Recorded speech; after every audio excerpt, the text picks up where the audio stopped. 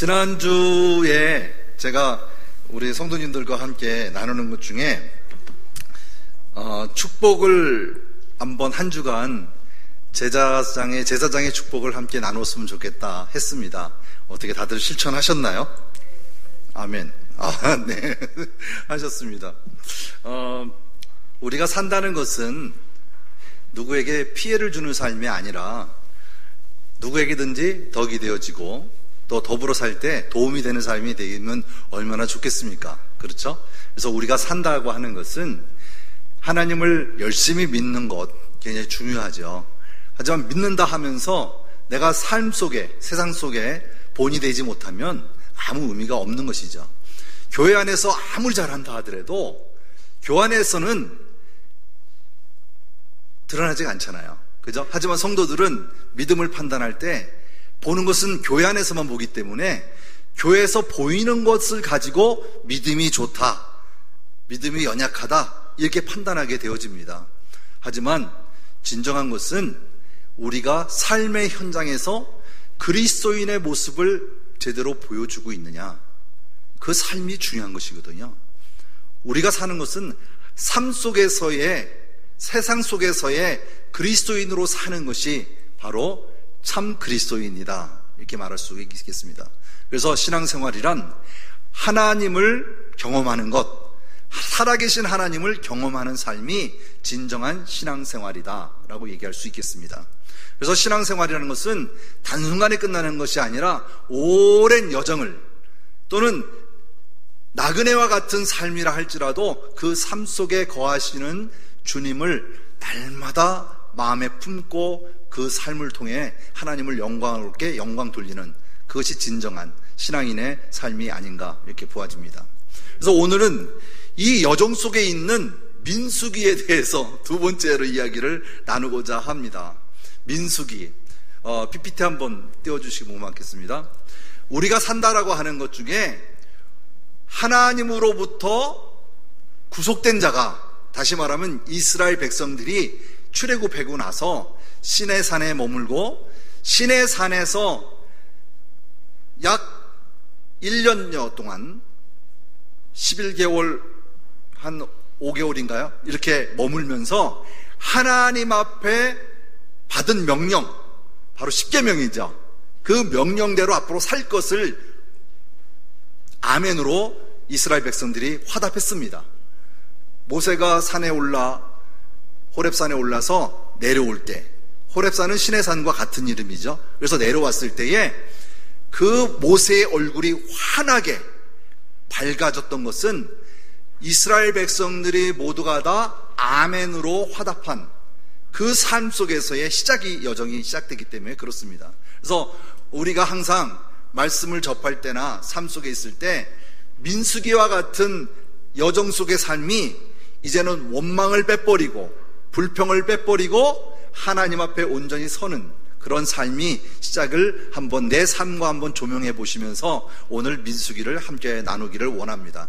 우리 1분 기도 한번 오랜만에 한번 해볼까요? 시작. 사랑하는 주님, 제가 읽을 이 성경이 하나님의 말씀임을 믿습니다. 성경의 내용이 이해가 되든지 안 되든지 나의 자발적인 머리로 이해하지 않고 그 내용 그대로 인정하고 받아들입니다. 성령님께서 조명해 주셔서 정확하게 깨닫고 말씀이 삶이 되는 하루를 살도록 도와주옵소서. 예수 그리스도의 이름으로 기도드립니다. 아멘. 네. 자, 그렇다면 지금까지 우리 해왔던 거 창조시대부터, 그죠? 창조시대, 그 다음에 족장시대, 다음에 뭐죠? 출애굽 광야시대, 출애굽 광야시대죠. 다음 가나안 정복시대, 그 다음 사사시대, 그 다음에 통일 왕국시대, 분열 왕국시대, 포로시대, 포로 귀환시대, 이렇게 우리가 9가지의 시대를 구약 성경에서 이야기하고 있다 하는 것을 반복적으로 알려드리고 있습니다. 창세기는 창조시대와 족장시대를 기록한 책이고요. 그 다음에 출애굽기는 애굽에서부터 시내산까지 나오는 그 기간 동안 쓰여진 것이 바로 출애굽기입니다. 그 다음에 역사적으로 나가는 것은 민수기입니다. 오늘 나누는 민수기, 이것은 바로 시내산에서 출발해서 가네스 바네아를 거쳐 모압 평지에 이르는 가나안 문턱에 가서 머물렀을 때까지의 기록된 책이 민수기의 여정입니다.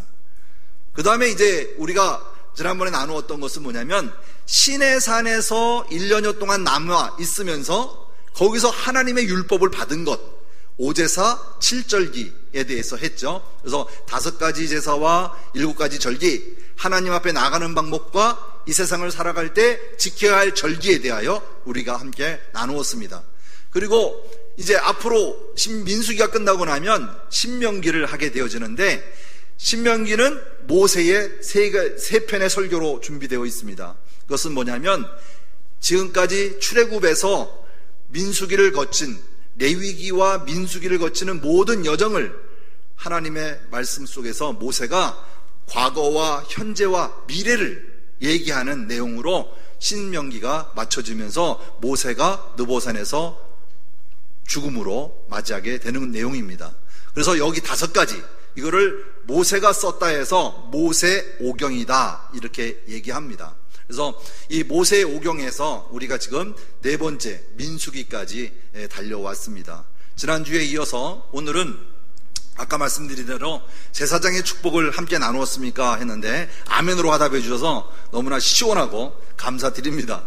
오늘 24절부터 26절에 있는 말씀 우리 함께 옆 사람에게 전해지는 것 같이, 잘 모르면 손은 옆으로 돌리고 눈은 말씀을 보고 한번 큰 소리로 축복해 줬으면 좋겠습니다. 24절과 26절까지 한번 하겠습니다. 시작.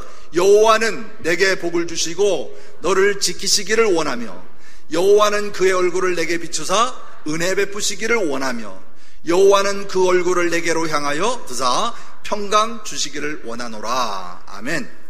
모두의 삶이 축복된 삶이 되길 바랍니다. 자, 지난주의 말씀 마지막의 부분에는 불기둥과 구름기둥으로 인도하시는 하나님에 대해서 정리했습니다. 왜냐하면 낮에는 구름기둥으로, 밤에는 불기둥으로 사막지대를 건너 보니까 낮에는 구름으로 햇빛을 가려주게 하시고 밤에는 불기둥으로 추위를 이길 수 있도록 이렇게 해석할 수가 있겠죠. 그래서 그들에게는 눈으로 보이는 것에 대해서는 열심히 믿었어요. 하지만 눈으로 보이지 않을 때는 원망과 불평이 있는, 그래서 이들의 삶 속에서는 광야에서 이루어지는 것은 보이는 신앙이다 이렇게 얘기합니다. 보이는 신앙, 보이지 않는 신앙이 아니라 보일 때만 믿었던 신앙, 이렇게 연약한 믿음을 볼 수가 있습니다. 그래서 이 말씀을 통해서는 하나님의 주권적인 통치와 돌보심으로 이스라엘 백성들을 이끌어 가시는 것을 우리가 출애굽을 통해서 발견할 수가 있습니다. 그래서 내비게이션도 없는 초행길에 하나님께서 직접 그들을 이끌고 가시는 것을 우리가 볼 수 있습니다. 그래서 구름이 머무르는 곳에 그들도 함께 머물렀고, 그리고 하나님께서 인도하시는 대로 그들이 행진했던 것을 볼 수가 있습니다. 그래서 이것을 우리는 하나님의 방법대로, 신본주의적 하나님의 방법대로 하나님의 통치로 백성들을 돌보신 것을 우리는 알 수가 있습니다. 자, 그렇다면 오늘은 여러분 가지고 있는 자료의 10페이지입니다. 10페이지가 오늘 이야기하고 시작하는 민수기 10장의 이야기입니다. 민수기 10장, 드디어 이제 레위기에 되었던 모든 계월을 다 채우고 이제는 가나안 땅, 하나님께서 약속해 주신, 조상에게 약속해 주신 젖과 꿀이 흐르는 땅으로 출발하는 그 시점에 지금 머물러 있습니다. 그래서 10장 1절 말씀에 보면 여호와께서 모세에게 말씀하여 이르시되 은나팔 둘을 만들되 두들겨 만들어서 그것으로 회중을 소집하여 진영을 출발하게 할 것이다, 이 말씀하셨어요. 다시 말하면 출발과 멈추는 것, 행동에 대하여 어떤 방법이 없잖아요. 60만이라 하지만 한 200만 명이 지금 함께 동시에 출발해야 되는데, 그 광야를 출발해야 되는데 수신호가 없잖아요. 그죠? 어떻게 한 방법이 없기 때문에 그 도구를 나팔을 들었던 것이죠. 그래서 나팔을 부를 때, 나팔을 2개 불 때에는 회중이 나한테 모이고, 또 나팔을 한 번 불 때에는 그들이 진영으로 행진할 것이고, 이러한 규례를 정합니다. 10장 1절부터 나온 내용을 보면 그 중에 이제 마지막 9절 말씀에 보면 또 너희 땅에서 너희가 자기를 압박하는 대적을 치러 나갈 때에, 그죠? 대적을 치러 나갈 때에 나팔을 크게 불지니 너희 하나님 여호와가 너희를 기억하고 너희를 너희의 대적에서 어떻게 하신다? 구원하시리라 라고 하는 약속을 주시게 되어집니다. 이 나팔을 부는 것이죠. 그 나팔은 여호와 하나님을 기억하라고 하는 것이죠. 그리고 너희 대적을 하나님께서 구해주시겠다 하는 것입니다.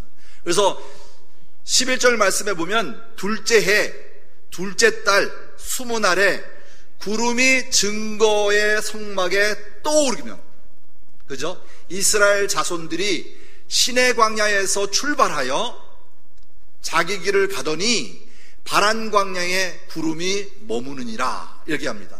바란 광야는 가네스 바네 밑에 있는 광야를 얘기하는데요, 굉장히 넓은 사막의 광야입니다. 우리가 광야를 많이 건너왔죠, 그죠? 수르 광야를 거쳐서, 그 다음에 신광야를 거쳐서, 그 다음에 시내 광야를 거쳐서 이제 올라가는 바란 광야를 거치게 되어집니다. 또 바란 광야 위가, 가네스 바네 위에가 똑같은 또 신광야가 나와요. 근데 영어상에는 신이 아니라 진광야인데 발음상 신으로 그냥 신광야라고 얘기합니다. 그거는 서로 다른 곳입니다, 지역은. 근데 이제 바란 광야에 머무는 거에 대하여 하나님께서 먼저 말씀하셨습니다. 바로 이것은 뭐냐면 11년 5개월, 몇 개월이요? 11년 5개월 동안 시내산에서 머물렀던 그 시간 속에 이제 출발하는 여정입니다. 그래서 역사서는 창세기, 출애굽기, 민수기입니다.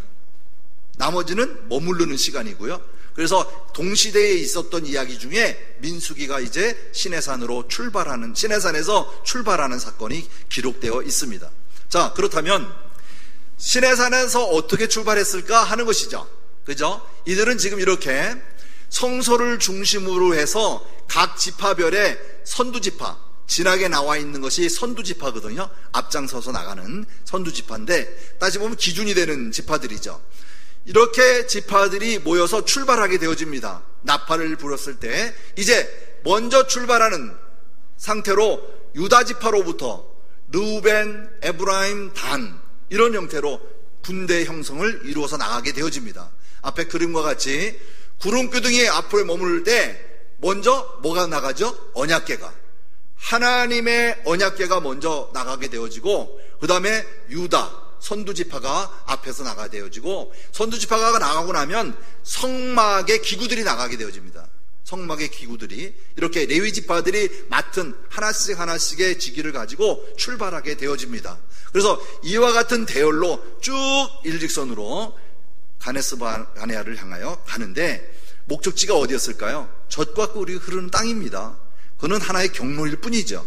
자, 그렇다면 이렇게 행군 순서로 나가게 되어지는데 지도면으로 볼게요. 지도에서 보면 바로 시내산에서 출발하게 되어집니다.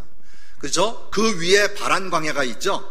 그죠? 바란 광야가 있고 그 위에 에시온 게벨을 거쳐서 맨 윗부분에 올라가는 쪽이 가네스 바네아, 여기까지 가야 되는 것입니다. 여기까지 머무르는 것이죠. 자, 민수기의 행로를 보면 가네스 바네아에서 어떤 일이 이루어지냐면 가나안 땅에 정탐꾼을 보내는 일이 나옵니다. 정탐꾼을 보내서 가나안을 살펴보도록, 어떤 상황인지 돌아보도록 얘기하게 되어집니다. 그래서 돌아오고 나서 보고하게 되어지죠. 이 보고에 대한 결과에 따라서 그들이 앞으로 어떤 여정을 통해서 가나안 땅에 들어가게 되는지를 우리가 점차적으로 알게 되어질 것입니다. 지금 표시와 같이 이렇게 갈 예정입니다. 자, 그렇다면 오늘 말씀 속에서 11장 이제 출발했습니다. 출발했는데 이들이 출발하고 나서부터 얼마가 되었을까요? 11장 1절 말씀에 보면 여호와께서 들으심에 백성이 악한 말로 원망하매 이렇게 말씀하세요. 그리고 여호와께서 들으시고 진노하셔가지고 여호와의 불이 그들 중에 붙여서 진영 끝에 사르게 하셨다 이렇게 나옵니다. 그래서 이 디베라는 백성들의 원망과 그 악한 말로 원망하는 내용을 누가 들으셨다? 여호와께서 들으신 거예요. 왜냐하면 그들의 여정이 얼마나 힘들겠어요. 그죠? 그 과정 속에서 오늘 이 본 말씀을 보면 2절 말씀 보세요. 백성이 모세에게 부르짖음으로 모세가 여호와께 기도하니 불이 꺼졌더라.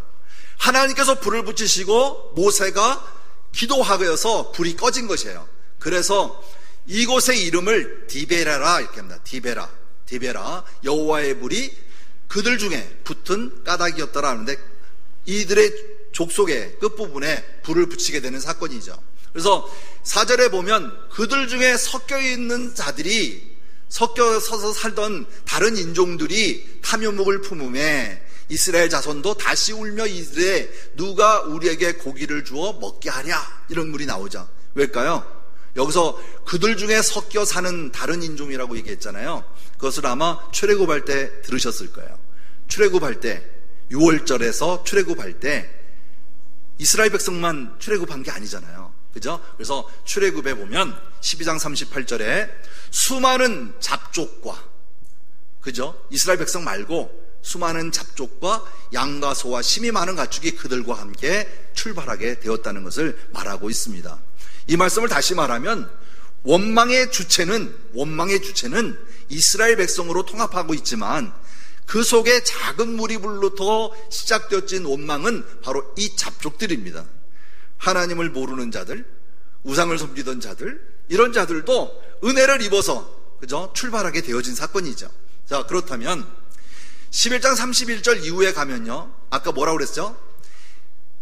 고기를 주어 먹게 하랴. 그죠? 고기에 대한, 부족분에 대한 것을 양식에 대하여 원망하게 되어지는 사건인데 이것을 여호와께서 그 원망을 들으시고 그들에게 메추라기를 보내주십니다. 메추라기를, 동풍의 바람 불어서 이렇게 나오는데 여기 보시면 진영 사방에 각기 하루끼덴을 지면 위에, 하루끼리면요 보통 38km 정도를 얘기한다 이렇게 얘기하더라고요. 이 중에 그 지면에다가 2규빗, 한 규빗이 몇이죠? 몇 센치죠? 한 규빗 45에서 50cm. 그러면 2규빗이면 몇 센치예요? 예? 1m예요. 그 정도의 하루킬에 이 정도 1m 정도의 메추라기를 하나님께서 부어주신 거예요. 너희 한번 먹어봐라. 배 터지게 먹어봐라. 너희 원망이 어디까지 가는지 한번 보자 하는 식으로 하나님께서 그 메추라기를 보내주셨어요. 자, 그랬더니 메추라기를 적게 모은 자가 10호멜 220리터 정도 그들이 자기를 위하여 지면에 퍼쳐 두었다 이렇게 말씀하고 있습니다. 그랬을 때 33절과 34절에 하나님의 원망에 대한 결과가 나옵니다. 자, 우리 33절 한번 읽어볼까요? 시작. 고기가 아직 이 사이에 있어 씹기도 전에 여호와께서 백성들에게 대하여 진노하사 심히 큰 재앙으로 치셨으므로 그곳의 이름을 기브롯 핫다와라 불렀으니 욕심을 낸 백성은 거기서 장사함이었더라. 그죠? 이 말을 다시 말하면 탐욕의 무덤이다. 이렇게 성경에 그렇게 나와 있죠. 왜냐하면 이 말은 카바르와 아바를 섞어서 나온 말이기 때문에 참조해 보시면 좋을 것 같습니다. 다시 말하면 고기가 아직 이 사이에 끼어 있어. 먹는 중에, 그죠? 먹다 이 사이에 꼈을 때에 그 씹기 전이라고 되어 있잖아요. 그들의 보고 전에 여호와께서 노하신 거예요. 너희들이 어떻게 하는지 보자 하고 노하셔서 이 욕심을 낸 이스라엘 백성들을 노하시는 사건을 우리는 탐욕의 무덤, 그래서 기브롯 핫다와의 사건이다 이렇게 얘기할 수가 있겠습니다. 그 다음에 넘어가면 모세가 12장에 구스의 여자를 아내로 맞이하게 되어집니다. 구스의 여자를 아내로 맞이하게 되어집니다. 이럴 때 아브라함하고 아론이 모세를 비방합니다. 아니 때가 어느 때인데 이 광야에서 이런 일을 행하고 있는데 어떻게 결혼할 수 있는 거야?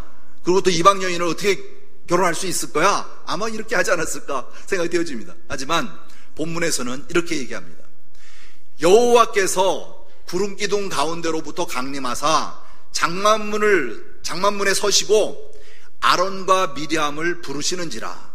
이 두 사람이 나아가매, 예전에는요 항상 하나님은 부르실 때에 모세를 대동했어요. 그리고 모세를 부를 때 아론도 불렀어요. 하지만 이번에는 당사자가 누구예요? 모세잖아요. 모세다 보니까 하나님께서 아론과 미리암만 불러내신 거예요. 불러내셔서 책망하시는 거죠. 내 말을 들으라. 너희 중에 선지자가 있으면 나 여호와가 환상으로 너에게 알려기도 하고 꿈으로 그와 말하기도 하거니와 내 종 모세는 그렇지 아니하다. 그는 내 온 집에서 충성함이 있는 사람이 모세다. 이렇게 얘기하는 것이죠. 그러고 나서 그와는 내가 대면하여 행복히 명확하게 말하고 은밀한 말로 하지 아니하며 그는 또 하나님의 형상을 보거늘 누가? 모세가 하나님의 형상을 보거늘 내가 어찌하여 내 종 모세의 비방하기를 두려워하지 아니하느냐라고 책망하시는 것을 볼 수가 있습니다. 그리고 나서 여호와께서 그들을 향해 진노하시고 떠나고 구름이 장막 위에 떠나갔을 때에 미리암은 나병에 걸려 눈과 같이 되었더라. 아론이 본즉 미리암이 본즉 나병에 걸렸더라. 하얗게 그죠? 번지고 있는 것을 볼 수가 있는 것이죠. 그래서 미리암이 벌받은 사건은 모세가 구스의 여자를 아내로 맞이했을 때에 그것을 비방했던 그 사건을 바로 미리암이 벌받은 사건으로 성경에 기록되어 있는 것을 볼 수가 있습니다. 하지만 이것은 이렇게 해서 끝나지 않습니다.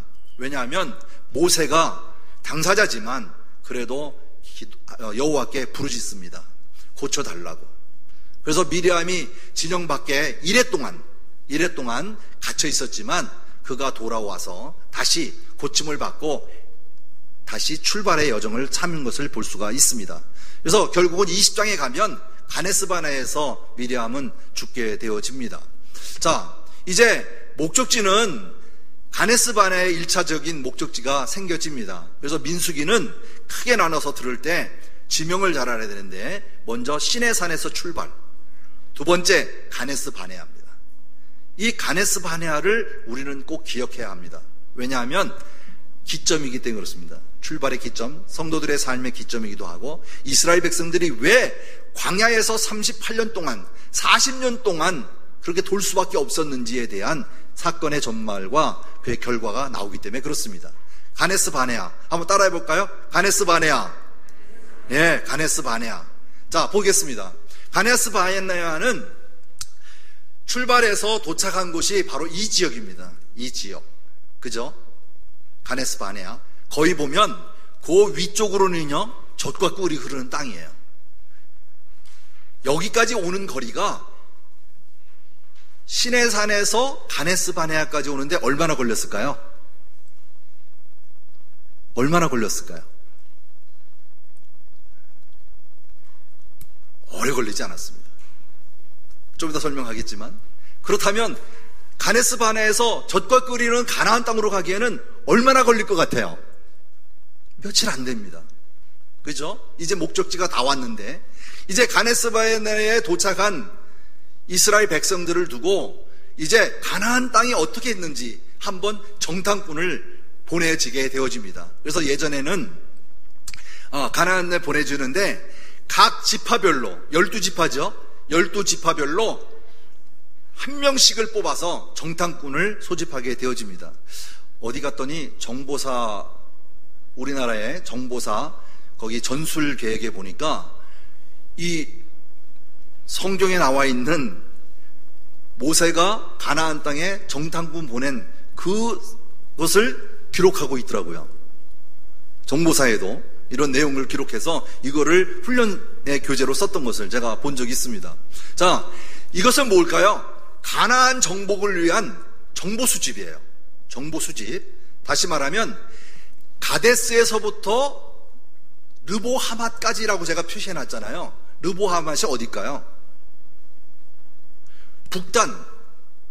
북단 끝쪽이에요. 다시 말하면 다메섹 위까지 먼 거리예요. 거기를 40일 동안 정탐하도록 얘기합니다. 그래서 갔다 올 때 40일 걸렸는데, 자, 갈렙은 유다 지파의 대표자로서, 여호수아는 에브라임 지파의 대표로서, 그렇죠? 나아가게 되어집니다. 자, 그러면 이들이 돌아오고 나서 정탐한 내용을 보고하는 사건이 이어서 나오는데 13장과 14장에 나오는데 보세요. 지금 어떻습니까? 뭘 가져오고 있죠? 가나안 땅에서 얻은 포도를 가지고 오는 것입니다. 너무나 풍성하고 너무나 좋은 포도였습니다. 이거는 우리가 결과를 알고 있잖아요. 그죠? 12명의 정탐군 중에 10명은 불평하고 2명은 긍정적으로 봤던 것은 이미 다 알고 있잖아요. 그런데 12명이 전부 다 가나안 땅은 젖과 꿀이 흐르는 땅이었더라. 좋다고 표현했습니다. 하지만 13장 27절 말씀에 보면 이렇게 얘기하죠. 당신이 우리를 보낸 땅에 가본즉 그 땅에 젖과 꿀이 흐르는데 그 땅의 과일이 바로 이겁니다 라고 얘기하는 거예요. 그렇죠? 그러나 그 땅의 거루미는 강하고 성읍은 견고하고 심이 크다 이렇게 얘기합니다. 크다라고 하는 안악자손에 대한 이야기지만 아멜렉인들은 남방에 거주하고 헤딘과 여부스인과 아모리인은 산지에 거주하고 가나안은 해변과 요단가에 거주하였더라 이렇게 얘기하면 보고하는 거죠. 현재의 이스라엘의 가나안 땅에 머무는 가나안 족속에 대하여 얘기하고 있는 것입니다. 7족속에 대해서. 자, 그랬을 때 성경에 뭐라고 얘기하나 보십시오. 갈렙은 모세 앞에서 백성을 조용하게 하고 이르되 우리가 올라가서 그 땅을 취하자 능히 이기리라 이렇게 얘기합니다. 그와 함께 올라갔던 사람들은 이르되 우리가 능히 올라가서 그 백성을 치지 못하리라. 그들은 우리보다 강하기 때문에 우리가 그들을 치지 못할 것이다 이렇게 보고하게 되어집니다. 자, 이스라엘 백성들이 그 정탐한 그 땅을 악평하게 되어지죠. 그때에 이제 본 그대로 얘기합니다. 내가 정탐한 땅은 그 거주민을 삼키는 땅이요. 그죠? 뭘 건드셨네? 예. 네. 다시 할게요. 네.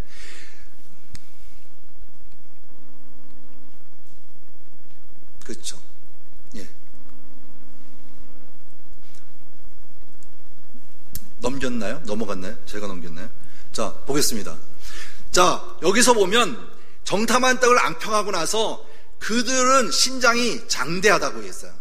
그리고 네피림 후손으로 안악자손들이 거인을 보았지만 스스로 보기에는 메뚜기와 같다 이렇게 얘기했습니다. 그들이 우리 보기에는. 그렇기 때문에 우리가 정녕 이길 수 없다 이렇게 얘기하는 것이죠. 자, 그 소리가 온 백성이 들었습니다. 그러고 나서 그들은 밤새도록 통곡합니다. 그죠? 통곡하게 되어집니다. 그랬을 때 모세와 아론이 그 이스라엘 자손들이 원망하고 우리가 애굽에서 죽었거늘 이 땅에 와서 왜 이 광야에 와서 죽었으면 좋을 거냐 이런 식으로 따지게 되는 원망이 쌓여지는 사건이 일어나죠. 중요한 것은 뭐겠습니까? 이 원망이 이제는 여호수아와 갈렙의 이야기로 반전되어집니다. 그 말이 어디냐면 17절 말씀에 이스라엘 자손의 온 회중에 말하여 이르되 우리가 두루 다니며 정탐한 땅은 심히 아름다운 땅이라. 동일하죠? 여호와께서 우리가 기뻐하시면 우리를 그 땅으로 인도하여 들이실 것이고 그 땅을 우리에게 주시리라. 과연 젖과 꿀이 흐르는 땅이었더라. 이거 좋은 것으로 말하고 있습니다. 자, 다만 여호와를 거역하지 말라. 또 그 땅 백성들을 두려워하지 말라. 그들은 우리의 뭐라? 먹이다. 그죠? 우리가 옛 성경에는 그들의 밥이다. 그들이 우리의 밥이다. 이렇게 표현했는데 먹이다. 먹이라고 얘기합니다. 보호자들은 그들에게서 떠났고 그들을 지키는 자는 떠났고 여호와는 우리와 함께하니 우리가 두려워할 것이 없다. 그들을 두려워할 것이 없다라고 얘기하는 것을 볼 수가 있습니다. 이것이 뭘까요?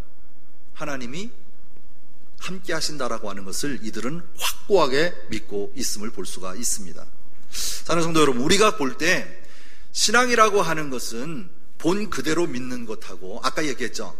보였을 때 보는 것 가지고 우리가 생각하는 것하고 하나님의 약속을 믿는 것하고는 다릅니다. 이스라엘 백성들은 철저하게 보는 것을 믿었지만 이 분별력이 있는 여호수아와 갈렙과 모세는 그리고 그에 따르는 백성들은 무엇을 보았을까요? 하나님의 약속을 믿었습니다. 하나님이 주실 땅, 우리가 가야 할 곳, 하나님이 약속하신 젖과 꿀이 흐르는 땅을 약속했기에 그 약속을 믿고 나가는 것을 볼 수가 있습니다. 여기에 대한 결과문을 한 장으로 표현하는 걸 여러분이 가지고 있을 거예요. 여기에서 보시면 10명의 정탐꾼은 긍정이고 2명의 정탐꾼은 부정이고 0.2명은 긍정으로 얘기합니다. 그래서 메뚜기 같이 보인다라고 표현했지만 이들에게는 우리의 먹이다 이렇게 표현함으로써 가야 할 곳을 정합니다. 하지만 이미 하나님께서는 어땠을까요? 그 뜻을 정하시고 계신 것이죠. 그죠? 그래서 이 가데스 바네아에서의 이 반역이라고 하는 것은 이스라엘 백성들이 돌이킬 수 없는 일이에요. 그렇죠? 그래서 기억하라고 하는 것이죠. 자, 한번 볼게요. 14장 29절 말씀. 너희 시체가 이 광야에서 엎드려질 것임이라. 너희 중에서 20세 이상으로 된 계수된 곧 나를 원망하는 자 전부 여호수아와 갈렙 이 두 사람을 제외하고는 한 땅 결단코 들어가지 못하리라. 가나안 땅에 들어가지 못하리라. 아주 철저하게 약속해 버리세요. 명령해 버리십니다. 심지어 31절 말씀에 보면 너희가 사로잡히겠다고 말하던 너희의 유아들은 내가 인도하여 드리리니 그들은 너희가 싫어하던 땅에 보내니와, 다시 말하면 2세대는 데리고 들어가겠다 말씀하시는 거죠. 그래서 너희 시체는 이 광야에 엎드려질 것이요, 이들의 원망과 이들의 불평이 한마디로 이 땅에서 광야 생활에서 다 죽임을 당할 것이라고 하는 것을 말씀하고 있는 것입니다. 그렇습니다. 이 가데스 바네아에서의 반역은 결국 어떻게 되냐고요? 40년 동안 광야에서 방황할 수밖에 없는 물증이 되어지고 맙니다. 그래서 여기 보면 너희의 자녀들은 너희 반역한 죄를 지고, 너희의 자녀들이에요. 너희의 자녀들은 이 너희의 반역한 죄를 지고 너희 시체가 광야에서 소멸되기까지, 없어질 때까지 40년을 광야에서 방황하는 자가 되리라 하나님께서 말씀하셨습니다. 그래서 정탐한 날이 며칠이죠? 40일이에요. 40일을 하루로 계산해서 40일 하루가 1년으로 쳐서 40년 동안 사막에서 광야에서 방황할 것이다 라고 말씀하고 있는 것입니다. 왜 40년이냐고요? 그들이 40일 동안 가나안을 정탐한 날이기 때문에 그렇습니다. 그래서 그 날을 계수하셔서 바로 40년 동안 방황하게 만들었다. 그리고 이스라엘 백성들은 35절 마지막에 이 광야에서 소멸되어 거기서 죽으리라 아주 강하고 담대함으로 말씀하십니다. 이 말씀이 우리가 글로 읽으니까 광야에서 소멸되어 거기서 죽었구나 이렇게 표현할 수 있어요. 하지만 여러분 지금 매일마다 성경 읽는 드라마 성경을 보시면 성우가 이 말에 대하여 강하게 얘기합니다. 그 감정을 다 실어서 얘기합니다. 여호와의 입으로 광야에서 소멸되어 거기서 죽으리라 명령합니다. 그래서 그들은 1세대는 광야 생활 속에 가나안 땅에 들어가지 못하고 전부 죽게 되어집니다. 여호수아와 갈렙만 제외하고. 이해되어지죠? 예. 바로 여기에 중요한 사건의 개요가 있습니다. 다시 정리합니다. 정탐일 40일, 1일을 1년으로 40년 동안 유랑하게 되어지는데 37년 6개월, 모압 평지까지 가는데 37년 6개월 광야 생활을 거쳐서 여호수아와 갈렙을 제외하고 20세 이상의 모든 이스라엘 백성들, 다시 말하면 출애굽 1세대 모두는 원망과 불순종으로 죽게 되는 사건, 이게 바로 가데스 바네아의 반역입니다. 이로부터 시작되어지는 것이 바로 이제 2세대들에 대하여 훈련이 다시 시작되어집니다. 다시 말하면 이스라엘 백성들이 지금까지 하나님의 이적을 보면서 홍해 바다를 건넜고 목마를 때는 반석을 쳐서 물을 주셨고, 생각해 보세요. 200만 명이 그 땅을 걸어오는데 먹는 것, 입는 것, 모든 쓰는 것들을 다 하나님께서 감당하셨다 생각해 보세요. 가능합니까? 하지만 그렇게 왔어요. 그래도 이들에게는 정탐꾼의 이야기에 내가 죽을 것이라고 하는 생각 때문에 반대하는 부정적인 원망을 하게 되는 것이죠. 여기서 하나님께서는 너희들은 이제 끝이야. 이제 어린아이로부터 시작되는 제2세대를 내가 훈련시켜야 되겠다. 지금부터 이 아이들을 훈련시켜야 되겠다. 이들을 훈련시켜서 젖과 꿀이 흐르는 땅으로 데려가야 되겠다라고 생각을 하셨기 때문에 출발점이 2세대의 훈련이 시작이다. 이렇게 보시면 될 것 같습니다. 자, 보세요. 시내산에서 가네스바네아까지 얼마나 걸렸다고요? 10하루입니다. 10하루. 신명기 1장 2절 말씀에 보니까 호렙산에서, 다시 말하면 시내산에서 세일산을 지나 가데스 바네아까지 10하루 길이었더라. 이렇게 말씀하고 있어요. 굉장히 먼 것 같지만 이들은 11일 동안 걸어서 가데스 바네아에 도착했던 것이죠. 저 거리가 11일이면 그 위에 이스라엘은 얼미 며칠이면 갈까요? 그렇죠. 40일 동안 북단 끝까지 갔다 왔으니까 한만 걸려도 열흘 안 이내는 가나안 아마 젖과 꿀이는 땅에 들어갔을 거예요. 바로 이 이야기를 하는 것입니다. 이거를 마다하고 그들의 불평과 원망을 통해서 40년 동안 가네스바네아 바란 광야를 계속 반복적으로 도는 것을 볼 수가 있습니다. 성경은 40년을, 다시 말하면 38년 동안 돈 것을 많이 기록하고 있지 않아요. 단 서너 장의 비유에 다 지나가 버리고 맙니다. 이 사건들을 이제 우리가 발견하게 되어집니다. 자, 15장에 가면 이러한 말씀을 집어넣었어요. 그죠? 이 말씀을 집어넣었는데 제가 이 말씀을 우리가 한번 문화적인 면, 그들의 삶을 통해서 한번 살펴보고자 사건을 다뤄보고자 합니다.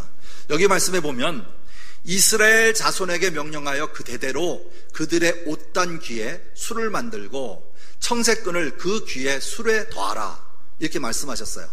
이 내용은 뭐냐면 이 술, 나와 있는 끈이죠. 이 술을 보면 여호와의 모든 계명을 기억하기 위한 거고, 기억하고 그것을 행하는 데 있어요. 그리고 그것을 통해서 너의 방종하게 하는 자신의 마음과 눈의 욕심에 따라 음행하지 않게 하기 위하여 귀에 술을 만들고 청색끈을 그 귀에 술에 더하라고 말하고 있는 것입니다. 그랬을 때 너의 하나님 앞에 거룩함이 있고 나는 너의 하나님이고 앞으로 너의 하나님이 되신 것이다 라고 하는 것을 약속해 주시는 말씀이죠. 이게 눈에 와닿습니까? 여러분 자료에 있는 것 같이 보세요. 옷의 귀에 다는 술이 바로 저겁니다. 그죠? 길게 늘어뜨리는 것이죠. 근데 이게 오늘날 외식하는 자들로도 쓰였어요. 책망받은 일도 있거든요. 왜냐하면 더 길게, 내가 더 하나님을 더 이 계명을 잘 지키는 사람이야. 그래서 더 길게, 더 많이 이렇게 해서 외식하는 자로서의 삶 속에 책망받은 것도 있습니다. 그래서 이게 바로 옷단의 귀에 다는 기술이다. 이렇게 이해하시면 될 것 같습니다. 자, 그 다음에 보면 16장에 고라의 반역이 나옵니다. 고라의 반역. 여러분 자료의 마지막이 아마 고라의 반역으로 끝날 건데요. 자, 고라의 반역은요, 저기 보면 횃불 들고 있는 사람들이 레위 지파들입니다. 모세 앞에 당당하게 뭔가를 항의하고 있는 내용입니다. 바로 모라죠. 고라입니다. 자, 보세요. 16장 1절. 자, 우리 한번 읽어볼까요? 시작. 레위의 증손 고핫의 손자 이스라엘의 아들 고라와 루벤의 자손 엘리압의 아들 다단과 엘리람의 벨렛의 아들 온 이가 당을 짓고, 이렇게 나오죠. 당을 지었다 이렇게 나오죠. 그 중에 이스라엘 자손 총회에서 택함을 받은 자 곧 회중 가운데서 이름 있는 지휘관 250명과 함께 일어나서 모세를 거스렸다 이렇게 해야죠. 반역했다 이렇게 표현할 수 있겠죠. 자, 그 이유가 뭘까요? 레위 자손들이 왜 모세에 대하여 이렇게 거스르는 행동을 했을까요? 그 이유는 젖과 꿀이 흐르는 땅으로 이끌어내어 광야에서 죽이려 함이 어찌 작은 일이기에 오히려 스스로 우리 위에 왕이 되려 하는가. 모세 보고 네가 우리를 위해 우리 중에 왜 왕이 되려고 하느냐 이런 것을 들고 일어난 거죠. 지도력에 대한 문제를 걸었죠. 그 다음에 이뿐만 아니라 우리가 젖과 꿀이 흐르는 땅으로 인도하여 드리지도 아니하고 밭도 포도원도 우리에게 기업으로 주지 아니하니 내가 이 사람들의 눈을 빼려느냐 우리가 올라가지 아니하겠노라 하고 말하고 있는 거예요. 다시 말하면 레위 자손에게는 하나님께서 여호수아서에 보면 가나안 땅에 정복한 이후에도 뭘 안 줬어요? 땅을 주지 않으셨어요. 왜 그럴까요? 다른 지파들이 레위 지파를 먹여 살려야 되는 일이 있기 때문에 그렇습니다. 그래서 땅을 주지 않았어요. 그들에게는 오직 하나님의 말씀을, 율법을 가리키는 일, 그리고 제사를 지내는 일, 그리고 가난한 자 어려운 자를 돕는 일, 여기에 전념하도록 레위 지파를 했기 때문에 버는 데에, 땅을 경작하고 버는 데에 그렇게 활용하지 않도록 하셨습니다. 자, 그렇기 때문에 왜 우리에게 기업을 주지 아니하느냐라고 모세에게 따지는 사건이 나오죠. 그랬을 때 하나님의 결과는 이렇습니다. 땅이 그 입을 열어. 다시 볼까요? 뭐죠? 우리가 말하면 지진이죠. 땅을 갈라서 땅이 입을 열었다. 그들과 그들의 집과 고라에 속한 모든 사람과 그들의 재물을 삼키웠다라고 얘기하고 있습니다. 그죠? 이 말씀 속에서 계속 이어지는 말씀을 기록해 보니까 어디까지 이어지냐면요, 250명이 분향하는 사건까지 이어집니다. 여러분 나중에 시간 있을 때 한번 성경을 읽어보면, 여러분 자료에는 없을 거예요. 제가 이어서 그냥 빼놓지 못해서 이어갔는데요.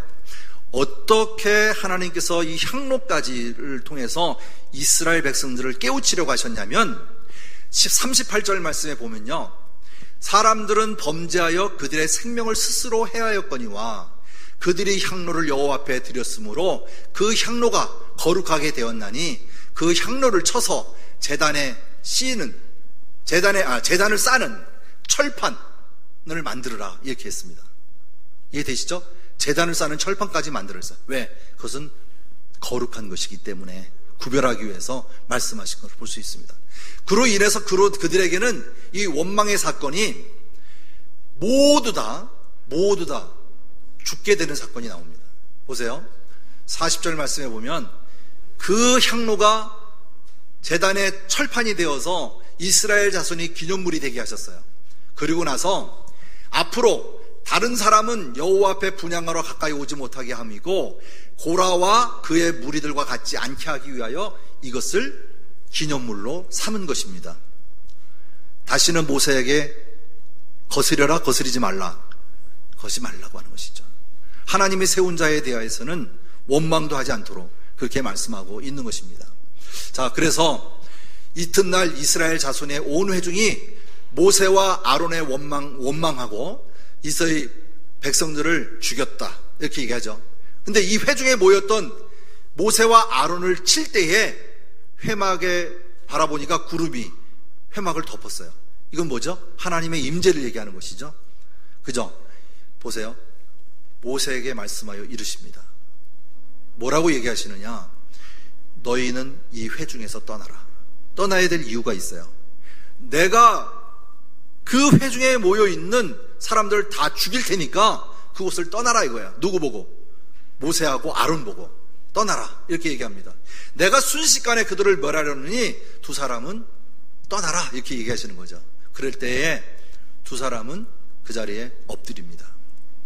모세가 아론에게 이르러서 너는 향로를 가져다가 제단에 불을 그것으로 담고 그 위에 향을 피워가지고 급히 회중에게로 가서 그들에 위하여 속죄하라, 이렇게 얘기합니다.